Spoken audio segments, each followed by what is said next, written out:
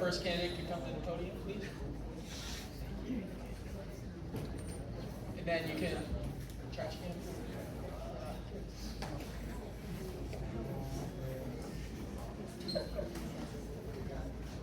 Stick it outside.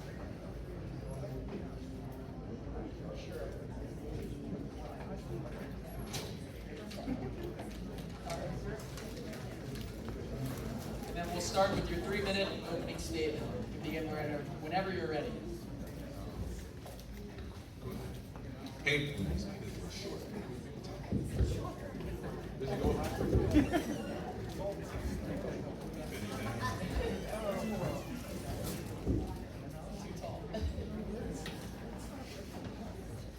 Could y'all hear me well? Yep. All right. Hey, good afternoon, everyone. My name is Marvin Bainham. I'm running for Hernando County Commission District 4.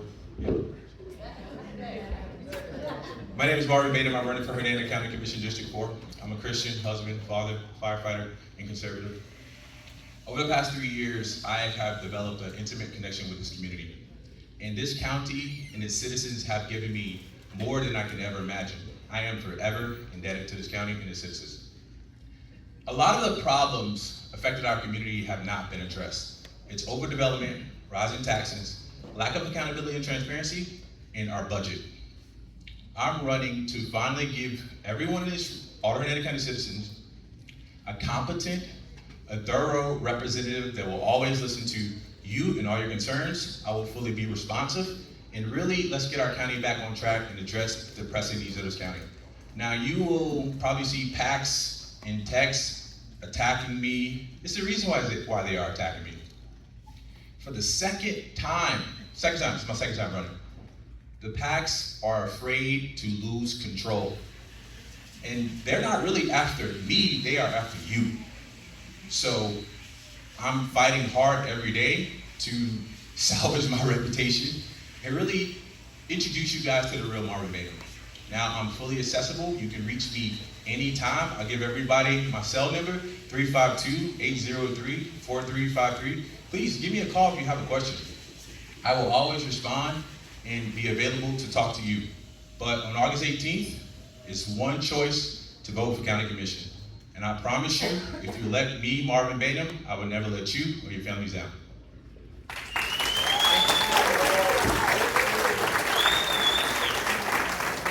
Question portion next. Okay. So we'll have 3 questions, 1 minute each. Okay. First up, what criteria and principles guide your evaluation of developer rezoning requests, and how would you ensure development aligns with long-term county planning goals? How long would I have a question? 1 minute to answer. Okay, cool. So, development and overdevelopment are two different things in my opinion. And overdevelopment is like a disease, right? And as a result of overdevelopment, you have these multiple symptoms, right?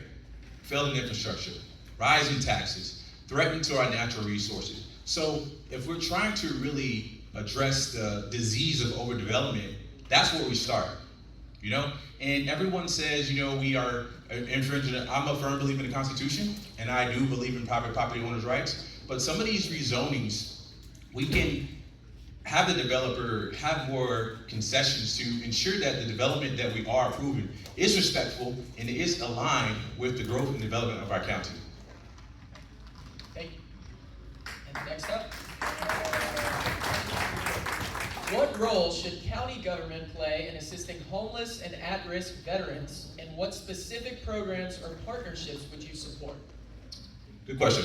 I think public-private partnerships are going to be extremely important as a result of this property tax proposal that's going to be on the ballot. And I recommend everybody to vote yes on this property tax. Give yourselves relief. But the government has to serve as a liaison and allow these nonprofits and other organizations, just give them support, because really funding it from the government aspect, it's not really the government's business. And I'm a firm believer in limited government. So I would love to act as liaison with some of these nonprofits, check and see what resources they need, and then from that standpoint, go make community partnerships, bring other people in that are willing to, you know, provide, and I'm a firm supporter of our veterans. Let's provide them the resources they need and act as liaisons to get this done. It's not necessarily, we can't fix this problem with spending money because we already over budgeting and overspending our budget. So let's work with these nonprofits to bring services to our veterans and the homeless. Lastly, what methods or criteria should the Board of County Commissioners use to evaluate the performance and budget efficiency of county departments and constitutional officers? This is an easy one.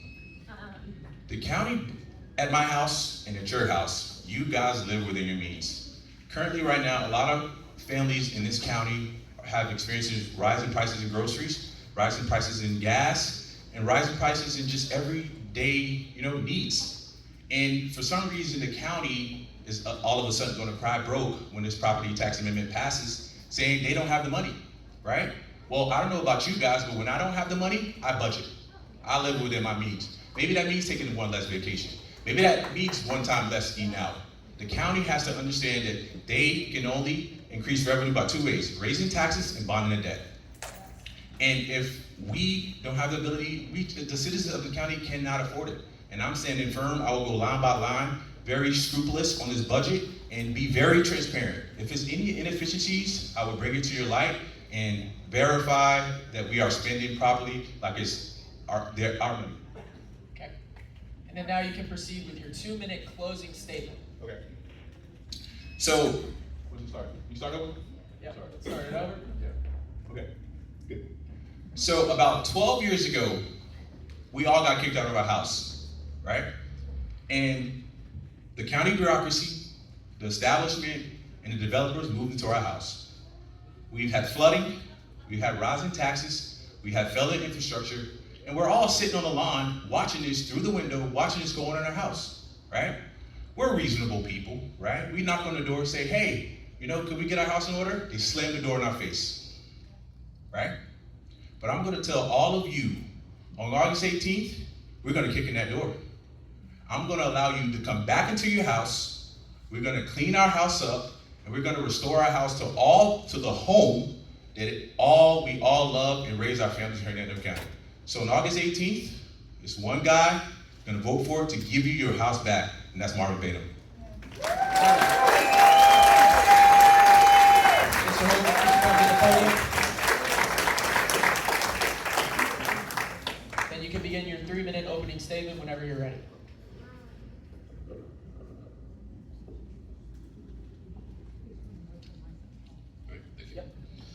Good afternoon, everyone. Welcome to District 4. My name is Jeff Holcomb. I'm running for County Commission, District 4. And if you want a little bit more background on me, you can also check out my website, jeffholcomb.org. But one of the reasons I'm running for District 4 County Commission and not state representative is I faced a few personal battles in my life recently. I have some family members that have battled some medical issues. My wife's battled cancer, and my mom is about to reach the age of 84. And I also have a 14-year-old dog. And it's not behooving of me to be away in Tallahassee anymore. It means more to me and my family to be back here in District 4, Hernando County. So that's what I'm aiming to do. And my priorities to be back on the County Commission are: number one, is to be prepared and be ready for the property tax amendment when it's passed. To number two, to provide for our first responders, because that's the most important thing for our county, is to have a safe and secure environment for our county. Number three, to prepare for infrastructure. If we don't have our infrastructure, we are going to be in a bad shape, no matter what happens with infrastructure, with development, or anything that happens in the future. And number two, let's save our libraries. In the last 4 years, our total budget has gone up 84%. That's $525 million, folks. That's a lot of money. And as you know, I was on the County Commission for 8 years, from 2014 to 2022. And in that entire eight-year time frame, it only went up a little over $200 million. That's a huge difference, and I'm ready to prepare for that. A lot of folks talk about communication, and I will tell you, for the last 12 years, I've had an email, whether it was in the county or at the state, and I've gotten some great ideas from reading all of those emails. If anyone's ever heard of the medication ivermectin, I got a great email about ivermectin, and now I know way more about medical freedom than probably anyone in this room, and anyone really wants to know about medical freedom. And it's all come from listening to the folks when they're reaching out to me. So I pledge to do that. But I also need to get the community involved, because let's talk about social media for a minute. So, folks, when I was on the county commission, I preached a lot about, are you involved? Are you paying attention to Hernando County government, the sheriff, our emergency medical folks in Hernando County? Only 38,000 people follow the Hernando County government, and only 62,000 people follow Hernando EMS, but 219,000 follow the sheriff's Facebook page. That's great, but we need more people following. So I will pledge to have the government get better information out to keep you better informed, but we got to have participation from the folks too to keep following those pages so you can stay informed. Folks, let me tell you something. In the last 4 years up in Tallahassee, we've done some very conservative things. We've battled DEI, we've banned ESG, we've passed constitutional carry. We've banned drag queen performances. Why that was a thing for children, I do not know. Thank you. Thank you. Questions? First up, as discussions regarding tax relief continue, what is your position on maintaining adequate funding for road maintenance, public safety, and emergency services? So public safety is number one priority.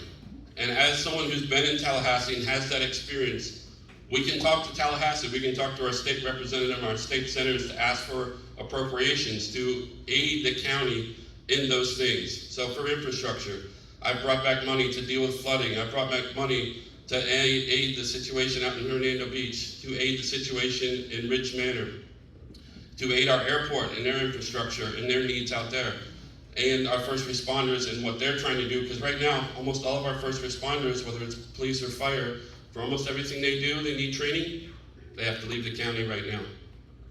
Thank you. It's a longer one. County governments periodically face complex legal challenges and potential litigation that can carry significant financial costs for local taxpayers. What approach and proactive strategies would you use as a commissioner to evaluate legal risks, mitigate unnecessary disputes, and protect taxpayer funds while executing county policy? The county commission has two people that they hire and fire, the county administrator and the county attorney. And I've talked to the school board about this a lot too. They have the same situation. Their superintendent and the county attorney. They don't have an attorney on the school board that they have full time. I recommend that they do that. But to the point of the question, you listen to the advice of your county attorney, and